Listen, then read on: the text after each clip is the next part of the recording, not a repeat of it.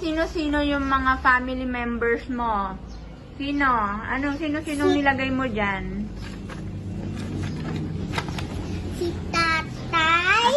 Si Tatay Tatay? Tatay Ryan, Mami Ann, Ate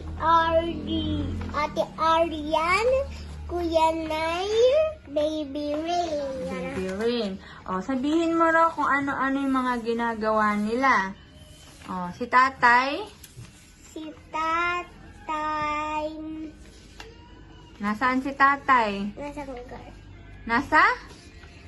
Nasa Dubai. Nasa Dubai. Anong ginagawa ni Tatay sa Dubai? Nagsi-cellphone. Nagsi-cellphone. Nag-work si Tatay sa Dubai. Hindi nagsi-cellphone. Kasi ayaw mo kausapin ng tatay. Ayaw mo kasing kausapin eh. O, dali.